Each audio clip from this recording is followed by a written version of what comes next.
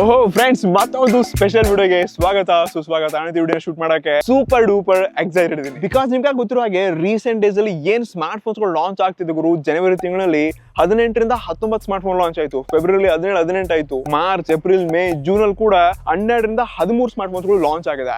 ಇನ್ನು same July ಅಲ್ಲಿ ಕೂಡ ಹೆವಿ ಸ್ಮಾರ್ಟ್ ಫೋನ್ಸ್ ಗಳು ಲಾಂಚ್ ಆಗ್ತಿದೆ ಗುರು. ಈಗ ಆಲ್ರೆಡಿ 8ರಿಂದ 9 ಸ್ಮಾರ್ಟ್ ಫೋನ್ಸ್ ಗಳು ಆಫೀಸ್ ಅಲ್ಲಿ ಕನ್ಫರ್ಮ್ ಆಗಿದೆ. ಒಟ್ಟಾರೆ 13ರಿಂದ 14 ಸ್ಮಾರ್ಟ್ ಫೋನ್ಸ್ ಗಳು 10,000 ರೂಪಾಯಿ ಬಜೆಟ್ ಅಲ್ಲಿ ಒಂದು ಒಳ್ಳೆ ಫೋನ್ ಹುಡ್ತೀರಾ ಅಂದ್ರೆ ಸಿಗುತ್ತೆ. 1.5 ಲಕ್ಷ ತನಕ ಕೂಡ ಬೇರೆ ಬೇರೆ ಫೋಲ್ಡಬಲ್ ಡಿವೈಸಸ್ ಕೂಡ ಮಾರ್ಕೆಟ್ ಅಲ್ಲಿ ಬರ್ತಾ ಇವೆ. ಸೊ ವಿಡಿಯೋನ ಸ್ಟಾರ್ಟ್ ಮಾಡೋಕ್ಕಿಂತ ಮುಂಚೆ ಮಾಡ್ಬೋದು ವಿಡಿಯೋನ ಲೈಕ್ ಮಾಡ್ಬಿಟ್ಟು ಸಬ್ಸ್ಕ್ರೈಬ್ ಎಲ್ಲ ಮಾಡಿ ಗುರು. ಕನ್ನಡಿಗರಿಗೆ ಸ್ಪೆಷಲ್ ಸಪೋರ್ಟ್ ಅನ್ನೋದು ಇರಲಿ. ನಾವು ಬೇಗ 500K ಸಬ್ಸ್ಕ್ರೈಬರ್ಸ್ ನ ಚಂದಾದಾರಸ್ ನ ತಲುಪೋಣ. ಸೊ ಇಷ್ಟಲ್ಲಿ ಮೊಟ್ಟ ಮೊದಲು ಬರುತ್ತೆ ನಥಿಂಗ್. ಎಸ್, ಆಫೀಸಿಯಲ್ ಆಗಿ ನಥಿಂಗ್ ಅವರು ಎರಡು ಸ್ಮಾರ್ಟ್ ಫೋನ್ಸ್ ಗಳನ್ನ ಜುಲೈಯಲ್ಲೇ ಲಾಂಚ್ ಮಾಡಿದ್ರಂತೆ.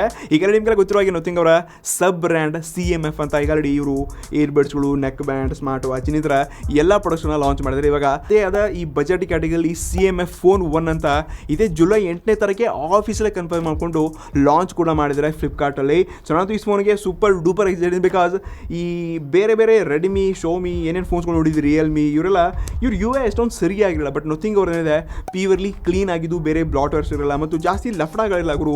ಕ್ಲಿಯರ್ ಆಗಿರುವಂಥ OS ಎಕ್ಸ್ಪೀರಿಯನ್ಸ್ನ ಬಜೆಟ್ ಕ್ಯಾಟ್ಲಿ ಕೂಡ ನೋಡ್ತಾ ಇದ್ವಿ.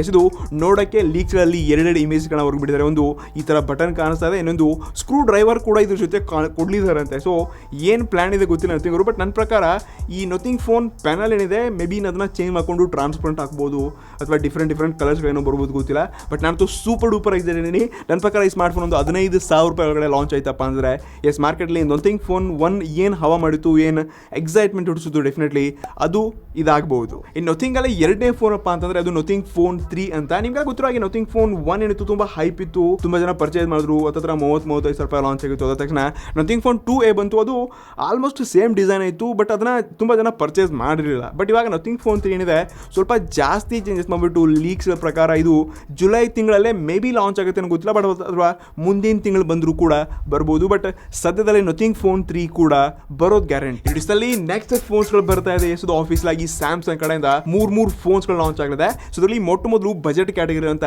ಸ್ಯಾಮ್ಸಂಗ್ M35 5G ಲಾಂಚ್ ಆಗಲಿದೆ. ಸೊ ರೀಸೆಂಟ್ ಆಗಿ ನಾವು ಸ್ಯಾಮ್ಸಂಗ್ M34 ನೋಡ್ಕೊಂಡಿದ್ವಿ. ಆ ಪ್ರೈಸ್ ರೇಂಜಲ್ಲಿ ಎಲ್ಲ ಚೈನೀಸ್ ಫೋನ್ಸ್ಗಳಿಗೆ ಟಕ್ಕರ್ ಕೊಟ್ಬಿಟ್ಟು ಒಂದು ಒಳ್ಳೆ value for money smart phone ನ ತಗೊಂಡ್ಬಂದಿದ್ರು. ಸೊ ಈ ಸರ್ತಿ ಕೂಡ ಅದೇ ಎಕ್ಸ್ಪೆಕ್ಟೇಷನ್ ಇಟ್ಕೊಂಡಿದ್ವಿ. ಈ ಸ್ಮಾರ್ಟ್ ಫೋನ್ ಅಲ್ಲಿ 6.7 ಇಂಚಸ್ ಇರುವಂತಹ AMOLED display, 6000 mAh battery, Exynos 1380 chipset, 50 megapixel voice ಮತ್ತು 13 ಮೆಗಾಪಿಕ್ಸೆಲ್ ಸೆಲ್ಫಿ ಶೂಟರ್, ಜೊತೆಗೆ 4ರಿಂದ 5 ವರ್ಷಗಳ ಹೆವಿ ಸೆಕ್ಯೂರಿಟಿ ಅಪ್ಡೇಟ್ ನ ಕೊಡೋದ್ರಲ್ಲಿ ಯಾವುದೇ ಡೌಟ್ ಡೆಫಿನೆಟ್ಲಿ ಇದೊಂದು ಮಾನ್ಸ್ಟರ್ ಫೋನ್ ಆಗುತ್ತೆ. ಸೊ ನನ್ನ ಪ್ರಕಾರ ಈ ಸ್ಮಾರ್ಟ್ ಫೋನ್ 19ರಿಂದ 23 ಸಾವಿರ ರೂಪಾಯಿಗೆ ಬತ್ತಪ್ಪ ಅಂತ ಮಾರ್ಕೆಟ್ಲಿ ತುಂಬಾ ಹವಾ ಮಾಡುತ್ತೆ. ಆದ್ರೆ ನಾನು ಸೂಪರ್ ಡೂಪರ್ ಎಕ್ಸೈಟೆಡ್ ಅಂದ್ರೆ ಸ್ಪೆಷಲ್ ಅಂತ ಸ್ಯಾಮ್ಸಂಗ್ ನ 6th generation of foldable device, ಒಂದು ಸ್ಯಾಮ್ಸಂಗ್ ಫ್ಲಿಪ್ 6 ಮತ್ತು ಸ್ಯಾಮ್ಸಂಗ್ ಫೋಲ್ಡ್ 6 ಅಂತ. ಟ್ರಸ್ಟ್ ಮೀ, ಈ ಸರ್ತಿ ಫ್ಲಿಪ್ ಮತ್ತು ಫೋಲ್ಡ್ ಅಲ್ಲಿ ತುಂಬಾ ಹೆವಿ AI ನ ಒಳಗೊಂಡು ಬರಲಿದೆ ಅಂತ ಮತ್ತು ಹೆವಿ ಅಪ್ಗ್ರೇಡ್ ನ ಕೂಡ ನಾನು ಲೀಕ್ಸ್ಗಳು ಮತ್ತು ರೂಮರ್ಸ್ ಗಳಲ್ಲಿ ಕೇಳ್ಕೊತಾ ಇದ್ದೀನಿ. ಸೊ ಮೊದಲಾಗಿ ಫ್ಲಿಪ್ 6 ಏನಿದೆ 4800 mAh ಬ್ಯಾಟರಿ, ಲೈಟ್ ವೇಟ್ ಮತ್ತು ತುಂಬಾ ಸ್ಲಿಮ್ ಕೂಡ ಆಗಲಿದೆ ಅಂತೆ.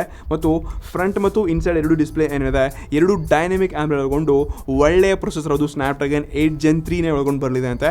ನೆಕ್ಸ್ಟ್ ಫೋಲ್ಡ್ 6 ಹೋದ್ವಿ ಅಂದ್ರೆ ಕೂಡ ಅಲ್ಲಿ ಕೂಡ ಈ ಲೇಟೆಸ್ಟ್ ಸ್ನ್ಯಾಪ್ಡ್ರ್ಯಾಗನ್ 8 Gen 3 ಚಿಪ್ಸೆಟ್ ಒಳಗೊಂಡಿದೆ. ಇಲ್ಲಿ ಕೂಡ ಡಿಸ್ಪ್ಲೇನಲ್ಲಿ ಈ ಬೆಸಲ್ಸ್ಗಳಿದೆ ಸ್ವಲ್ಪ ಇನ್ನೂ ಶಾರ್ಪ್ ಮಾಡಿದ್ದಾರೆ ಅಂತ. ಮತ್ತು ಲೈಟ್ ವೇಟ್ ಮತ್ತು ಡಿಸೈನ್ ಅಲ್ಲಿ, ಬಿಲ್ಡ್ ಕ್ವಾಲಿಟಿಲಿ, ಕ್ಯಾಮ್ರಾದಲ್ಲಿ ಏನೋ ಅಪ್ಗ್ರೇಡ್ಸ್ಗಳು ಆಗಿದೆ ಅಂತ. ಸೊ ಇದ್ರ ಬಗ್ಗೆ ಸ್ಟ್ರಾಂಗ್ ಲೀಕ್ಸ್ಗಳಿಲ್ಲ. ಬಟ್ ಡೆಫಿನೆಟ್ಲಿ ಫೋಲ್ಡ್ ಈ 5th ಜನರೇಷನ್ಗಿಂತ 6th ಜನರೇಷನ್ ಅಲ್ಲಿ ತುಂಬಾ ಒಳ್ಳೆ ಅಪ್ಗ್ರೇಡ್ಗಳೊಂದಿಗೆ AI ನ ತುಂಬಾ ಅಂದರೆ ತುಂಬಾ ಹೆವಿ ಆಗಿರುವಂಥ ಅಪ್ಗ್ರೇಡ್ಸ್ಗಳೊಂದಿಗೆ ಬರಲಿದೆ ಅಂತೆ. ನಾನಂತೂ ಸೂಪರ್ ಎಕ್ಸೈಟೆಡ್ ಇದ್ದೀನಿ. ಸೊ ಸ್ಪೆಷಲಿ ಸ್ಪೆಕ್ಸ್ ವೈಸ್ ಅಲ್ಲ, AI ಅಲ್ಲಿ ಏನೆಲ್ಲ ಚೇಂಜಸ್ ಆಗುತ್ತೆ, ಐಫೋನ್ ಅವ್ರು ಏನೇನೋ ತೊಗೊಂಡ್ಬಂದ್ರು, ಸ್ಯಾಮ್ಸಂಗ್ ಅವರು ಏನು ತೊಗೊಂಡು ಬರ್ತಾರಪ್ಪ ಅಂತ ನಾನು ಕೈಗೆ ತುಂಬ ಅಂದರೆ ತುಂಬ ಎಕ್ಸೈಟೆಡ್ ಇದ್ದೀನಿ. ಸೊ ಲೆಟ್ಸ್ ಸಿ, ಜುಲೈ 10ನೇ ತಾರೀಕಿಗೆ ಆಫೀಸಲ್ಲಿ ಲಾಂಚ್ ಆಗ್ತಾ ಇದೆ. ಸೊ ಎಲ್ಲ ವಿಷಯಗಳು ಗೊತ್ತಾಗುತ್ತೆ. ನನ್ನ ಪ್ರಕಾರ ಈ ಫೋಲ್ಡ್ 6 ಹತ್ರ 1,60,000, 70,000, 80,000 ಕೂಡ ಆದರೂ ಆಗ್ಬೋದೇನೋ. ಆದರೆ ದುಡ್ಡಿದ್ದವ್ರು ಮಾತ್ರ ಇದನ್ನು ಪರ್ಚೇಸ್ ಮಾಡ್ತಾರೆ. ಸ್ಯಾಮ್ಸಂಗ್ ಲವರ್ಸ್ ತೊಗೊಳ್ತಾರೆ. ಎರಡಿಸ್ತಲ್ಲಿ ನೆಕ್ಸ್ಟ್ ಸ್ಮಾರ್ಟ್ ಫೋನ್ಸ್, ಎಸ್ ಅದು OnePlus ಕಡೆಯಿಂದ ಕೂಡ ಎರಡು ಸ್ಮಾರ್ಟ್ ಫೋನ್ಸ್ಗಳು ಅಂದರೆ ಈ ಜುಲೈಲಿ ಒಂದೇ ಲಾಂಚ್ ಆಗ್ತದೆ. ಬಟ್ ನಿನ್ನೆ ಅಷ್ಟೇ ಈ OnePlusನ Nord CE4 ಲೈಟ್ ಅಂತ ಲಾಂಚ್ ಮಾಡಿದ್ದಾರೆ. ಇದು ಕೂಡ ಸಖತ್ತಾಗಿರುವಂಥ ಫೋನ್ ಇದೆ ಗುರು, ಒಳ್ಳೆ ಸ್ಪೆಸಿಫಿಕೇಶನ್ ಎಲ್ಲ ತೊಗೊಂಡು ಬಂದಿದೆ. ಬಟ್ ಜುಲೈಯಲ್ಲಿ ಲಾಂಚ್ ಆಗ್ತಿರೋದಪ್ಪ ಅಂದರೆ ಎರಡನೇ ಫೋನ್ ಅದು OnePlus Nord 4. ಈ ಸ್ಮಾರ್ಟ್ ಫೋನ್ 6.7 ಇಂಚಸ್ ಇರುವಂಥ ಆಮ್ಲೆಡ್ ಡಿಸ್ಪ್ಲೇನ ಅದು 120 ರಿಫ್ರೆಶ್ ಒಳಗೊಂಡು ಬಂದಿದೆ.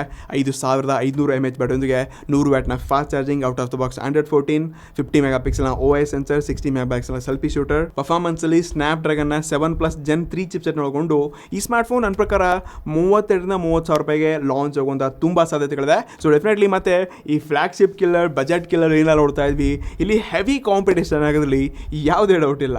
ಎರಡಿಸ್ತಲ್ಲಿ ನೆಕ್ಸ್ಟ್ ಸ್ಮಾರ್ಟ್ ಫೋನ್ ಬರ್ತಾ ಇದೆ, ಸ್ಪೆಷಲಿ ಪ್ರೈಸ್ ಡ್ರಾಪ್ ಫೋನ್ ಅಂತ ಕರಿಬೋದು. ಹಿಂಗಂದ್ರೆ ನಿಮ್ಗೆ ಅರ್ಥ ಆಗುತ್ತೆ. ಎಸ್, ಅದು ಒನ್ ಆ್ಯಂಡ್ ಓನ್ಲಿ ಆನರ್ 200 ಅಂತ ಒಂದು ಹೊಸ ಫೋನ್ ಸದ್ಯದಲ್ಲೇ ಜುಲೈ ತಿಂಗಳಲ್ಲಿ ಎಂಡ್ ಅಥವಾ ಫಸ್ಟ್ ಸೆಕೆಂಡ್ ವೀಕಲ್ಲಿ ಲಾಂಚ್ ಆಗೋದು ತುಂಬ ಸಾಧ್ಯತೆಗಳಿದೆ.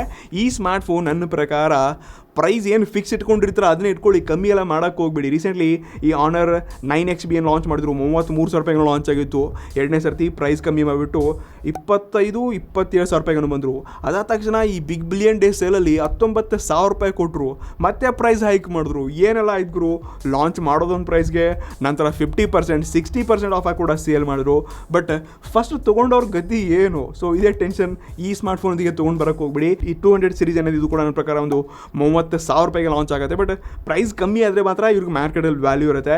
ಬಾಕಿ ಇದು ಕೂಡ ಕರ್ವ್ ಡಿಸ್ಪ್ಲೇ ಇದೆ, 108 ಮೆಗಾ ಪಿಕ್ಸೆಲ್ ಮತ್ತು 50 ಮೆಗಾ ಪಿಕ್ಸೆಲ್ನ ಸೆನ್ಸರ್ ಒಳಗೊಂಬರ್ತಿದೆ, 16 ಮೆಗಾ ಪಿಕ್ಸೆಲ್ನ ಸೆಲ್ಫಿ ಶೂಟರ್ ಇದೆ. ಬಾಕಿ 5050 mAh ಬ್ಯಾಟರಿಯೊಂದಿಗೆ 67 ವ್ಯಾಟ್ನ ಫಾಸ್ಟ್ ಚಾರ್ಜಿಂಗ್ ಪವರ್ ಏನೋ ಎಲ್ಲ ಸ್ಪೆಸಿಫಿಕೇಶನ್ ವೈಸ್ ಎಲ್ಲೋ ಓಕೆ ಸ್ಪೆಕ್ಸ್ನ ತೊಗೊಂಬಂದಿದ್ದಾರೆ. ಬಟ್ ಇದು ಮ್ಯಾಟ್ರ್ ಆಗೋದು ಪ್ರೈಸ್ ಕಮ್ಮಿ ಇತ್ತಪ್ಪ ಅಂದರೆ ಮಾರ್ಕೆಟಲ್ಲಿ ಹಾನರ್ ಕೂಡ ಮತ್ತೊಂದು ಲೆವೆಲ್ಗೆ ಹವಾ ಮಾಡ್ಬೋದು. ಕನ್ಸಿಸ್ಟೆಂಟ್ ಫೋನ್ ಲಾಂಚ್ ಮಾಡಿದೆ ಅಂತಂದರೆ ಇದು ಕೂಡ ಮಾರ್ಕೆಟಲ್ಲಿ ಸೇಲ್ಸ್ನ ತೊಗೊಂಡು ಬರುತ್ತೆ ಅಂತ ಅನಿಸುತ್ತೆ. ಸೊ ನಿಮ್ಗೆ ಏನು ಅನಿಸುತ್ತೆ ಆನರ್ಸ್ ಬಗ್ಗೆ ಅಥವಾ ಆನರ್ ಫೋನ್ಸ್ಗಳ ಫೀಚರ್ ಫೋನ್ಸ್ ಬಗ್ಗೆ ಏನು ಅನಿಸುತ್ತೆ ಕೆಳಗಡೆ ಕಮೆಂಟ್ ಮಾಡಿ. ಎರಡಿಸಲಿ ನೆಕ್ಸ್ಟ್ ಫೋನ್, ಎಸ್ ಫ್ಲಾಗ್ಶಿಪ್ ಫೋನ್ಸ್ಗಳು ಇವರೇ ತೊಗೊಂಡು ಬರ್ತಾರೆ, ಇನ್ನು ಫ್ಲಾಗ್ಶಿಪ್ ಕಿಲ್ಲರ್ ಕೂಡ ಇವರೇ ತೊಗೊಂಡು ಬರ್ತಾರೆ. ಎಸ್, ಮಾರ್ಕೆಟ್ಲಿ ಸದ್ಯಕ್ಕೆ ಈ ಬಜೆಟ್ ಕ್ಯಾಟಗರಿ 20-25,000 ರೂಪಾಯಿನಲ್ಲಿ ಕಾಂಪಿಟೇಷನ್ ಇದು ತುಂಬ ಫೋನ್ಸ್ಗಳು ಬರ್ತಿತ್ತು. ಅದೆಲ್ಲ ಇವಾಗ ಡೈರೆಕ್ಟ್ಲಿ 30,000-35,000 ರೂಪಾಯಿ ಆಗಿದೆ. ಬಜೆಟೇ ಜಾಸ್ತಿ ಮಾಡ್ತಾ ಹೋಗ್ತಿದೆ ಬ್ರ್ಯಾಂಡ್ಸ್ಗಳು. ನಾನು ಮಾತಾಡ್ತಾ ಇರೋದು ಐಕು Z9 ಟರ್ಬೋ ಅಂತ ಗಾಡಿ ಚೈನಲ್ಲಿ ಲಾಂಚ್ ಆಗಿದೆ. ಅದು ಮುಂದಿನ ತಿಂಗಳು ನಮ್ಮ ಭಾರತದಲ್ಲಿ ಕೂಡ ಲಾಂಚ್ ಆಗ್ತಾ ಇದೆ. ಸೊ ಈ ಸ್ಮಾರ್ಟ್ ಫೋನ್ ಈ ಆಲ್ರೆಡಿ ಲಾಂಚ್ ಆಗಿರುವಂಥ ಯಾವುದು Xiaomi 14CV ಆಗಿರಲಿ ಅಥವಾ Realme GT6 ಆಗಿರಲಿ ಅಥವಾ ಇನ್ನೊಂದು 2 ಸ್ಮಾರ್ಟ್ ಫೋನ್ಸ್ಗಳು ಲಾಂಚ್ ಆಗಿದೆ. ಇದರಲ್ಲಿ ಸೇಮ್ ಸ್ನ್ಯಾಪ್ಡ್ರ್ಯಾಗನ್ 8S Gen 3 ಚಿಪ್ಸೆಟ್ನ ಒಳಗೊಂಡಿರುವಂಥ ಸ್ಮಾರ್ಟ್ ಫೋನ್ಸ್ಗಳಾಗಿದೆ. ಅದರಲ್ಲಿ ಇದು 5ನೇ ಫೋನ್, ಇದು ಕೂಡ ಸೇಮ್ ಪ್ರೊಸೆಸರ್ನ ಒಳಗೊಂಡು ಬಂದಿದೆ. ಇದರಲ್ಲಿ 6,000 mAh ಬ್ಯಾಟ್ರಿ, 120 ವ್ಯಾಟ್ನ ಪವರ್ ಹಿಟರ್ ಒಳಗೊಂಡು ಬರ್ತಾ ಇದೆ, 50 ಮೆಗಾ ಪಿಕ್ಸೆಲ್ನ OIS ಮತ್ತೊಂದು ಯಾವುದೋ ಅಲ್ಟ್ರಾ ವೈಡ್ನ 12 ಮೆಗಾ ಪಿಕ್ಸೆಲ್ ಸೆನ್ಸರನ್ನು ತೊಗೊಂಡು ಬರ್ತಾ ಇದ್ದಾರೆ. ಇಷ್ಟೇ ಅಲ್ಲದೆ out of the box Android 14 6.7 inches ಇರುವಂಥ ಈ ಸರ್ತಿ ಕರ್ವ್ಡ್ ಆಮ್ಲೆಡ್ ಡಿಸ್ಪ್ಲೇನ ನೋಡ್ಕೊಂಡು ಬರಲಿದಂತೆ ಟರ್ಬೋನಲ್ಲಿ. ಸೊ ನಾನಂತೂ ಈ ಫೋನ್ಗೆ ಸೂಪರ್ ಎಕ್ಸೈಟೆಡ್ ಇದ್ದೀನಿ. ಬಟ್ ಇದು ಪ್ರೈಸ್ ಪ್ರಕಾರ ಲೀಕ್ಸ್ಗಳಲ್ಲಿ 30,000-32,000 ರೂಪಾಯಿ ಅಂತ ಅಂತಿದ್ದಾರೆ. ಬಟ್ ನನ್ನ ಪ್ರಕಾರ ಒಂದು 27-28 ಬತ್ತಪ್ಪ ಅಂದರೆ ಡೆಫಿನೆಟ್ಲಿ ಎಸ್, ಇದು ಈ ಫ್ಲಾಗ್ಶಿಪ್ ಅಲ್ಲ, ಈ ಕಾಂಪಿಟೇಟರ್ಸ್ ಯಾರಿದ್ದಾರೆ ಅವ್ರನ್ನ ಕಿಲ್ ಮಾಡೋದ್ರಲ್ಲಿ ಯಾವುದೂ ಇಲ್ಲ. ಸೊ ಡೆಫಿನೆಟ್ಲಿ ಟರ್ಬೋ ಚಾನಲಲ್ಲಿ ತುಂಬ ಹವಾ ಮಾಡಿದೆ ಅಂತ. ಸೊ ನೋಡೋಣ ಭಾರತದಲ್ಲಿ ಏನೆಲ್ಲ ಹವಾ ಮಾಡುತ್ತೆ, ಯಾವಾಗ ಲಾಂಚ್ ಅಂತಿದ್ರೆ ನನ್ನ ಪ್ರಕಾರ ಲಾಸ್ಟ್ ವೀಕ್ ಆಫ್ ಜುಲೈ ಅಂತ ಹೇಳ್ಕೊಬೋದು. ಇಡಿಸಲ್ಲಿ ನೆಕ್ಸ್ಟ್ ಫೋನ್, ಎಸ್ ಅದು ಸ್ಪೆಷಲಿ ಓಪೋ ಕಡೆಯಿಂದ ರೀಸೆಂಟ್ಲಿ F27 Pro ಫುಲ್ ಎಲ್ಲ ಹೈಪ್ ಹವಾ ಮಜಾ ಎಲ್ಲ ಮಸ್ತಿ ನೋಡ್ಕೊಂಡು ಇವಾಗ ರೇನೋ ಸೀರೀಸ್ ಆಫೀಷಿಯಲ್ ಆಗಿ ಓಪೋ ರೇನೋ 12 ಕೂಡ ಸದ್ಯದಲ್ಲೇ ಭಾರತದಲ್ಲಿ ಲಾಂಚ್ ಆಗಲಿದೆ. ಸೊ ಈ ಸ್ಮಾರ್ಟ್ ಫೋನಲ್ಲಿ ಈ ಡೈಮೆನ್ಸಿಟಿ 7300 ಚಿಪ್ಸೆಟ್ ಆಗಿರಲಿ, 5,000 mAh ಬ್ಯಾಟರಿಯೊಂದಿಗೆ 80 ವ್ಯಾಟ್ನ ಫಾಸ್ಟ್ ಚಾರ್ಜಿಂಗ್ ಮತ್ತು 50 mega pixel plus 50 mega pixel plus 8 mega ಪಿಕ್ಸೆಲ್ನೊಂದಿಗೆ ಫ್ರಂಟಲ್ಲಿ 16 ಮೆಗಾ ಪಿಕ್ಸೆಲ್ ಸೆಲ್ಫಿಯನ್ನು ಒಳಗೊಂಡು ಬರಲಿದೆ ಅಂತ. ಈ smart phone curved AMOLED display ಒಳಗೊಂಡು ಬಂದಿದೆ. ಜೊತೆಗೆ ನನ್ನ ಪ್ರಕಾರ ಇದು ಭಾರತದಲ್ಲಿ 35,000-40,000 ರೂಪಾಯಿ ಬೆಲೆ ಬೀಳುವಂಥ ಸ್ಮಾರ್ಟ್ ಫೋನ್ ಆಗಲಿದೆ ಅಂತೆ. ಸೊ ಆಬ್ವಿಯಸ್ಲಿ ಎಲ್ಲ ಓಪೋ ಫೋನ್ಸ್ಗಳ ಪ್ರೈಸ್ ಸ್ವಲ್ಪ ಎಲ್ಲ ಯೂಶುವಲ್ ಬೇರೆ ಬ್ರ್ಯಾಂಡ್ಸ್ ಕಂಪೇರ್ ಮಾಡಿದ್ರೆ ಸ್ವಲ್ಪ ಇದು ಜಾಸ್ತಿ ನೋಡ್ಕೊಂಡು ಬಂದಿರುತ್ತೆ. ಬಟ್ ಇಲ್ಲಿ ಫೀಚರ್ಸ್ ಏನಾದರೂ ಯುನೀಕ್ ಆಗಿ ತೊಗೊಂಡ್ಬಂದಿರ್ತಾರೆ, ಡಿಸೈನಲ್ಲಿ ಸಖತ್ತಾಗಿ ಕೆಲಸ ಮಾಡಿರ್ತಾರೆ. ಸೊ ಈ ಸರ್ತಿ ರೇನೋ ಸೀರೀಸಲ್ಲಿ ಏನಾಗಿರೋದು ಗೊತ್ತಿಲ್ಲ, ಬಟ್ ಡೆಫಿನೆಟ್ಲಿ ಕ್ಯಾಮ್ರಾದಲ್ಲಿ ಮಾತ್ರ ರೇನೋ ಸೀರೀಸ್ ಸಖತ್ ವರ್ಕ್ ಮಾಡುತ್ತೆ. ಬಟ್ ಬಾಕಿ ಫೀಚರ್ಸ್ಗಳು ಕೂಡ ತುಂಬ ಮ್ಯಾಟ್ರ್ ಆಗುತ್ತೆ ನಮಗೆ, ನಮ್ಮ ಜನರಿಗೆ, ನಮ್ಮ ಆಡಿಯನ್ಸ್ಗೆ. ಸೊ ನೋಡೋಣಂತೆ ಏನು ಹವಾ ಮಾಡುತ್ತೆ, ಎಷ್ಟು ಬಜೆಟ್ಗೆ ಬರುತ್ತೆ. ಸೊ ಇದು ಮಿಡ್ ಜುಲೈಯಲ್ಲಿ ಲಾಂಚ್ ಆಗಲಿದೆ. ಇಡಿಸಲ್ಲಿ ನೆಕ್ಸ್ಟ್ ಸ್ಮಾರ್ಟ್ ಫೋನ್, ಎಸ್ ನಾನು ಇದಕ್ಕೆ ಸೂಪರ್ ಎಕ್ಸೈಟೆಡ್ ಆಗಿದ್ದೀನಿ. ಅದು Moto G84 5G. Recently Moto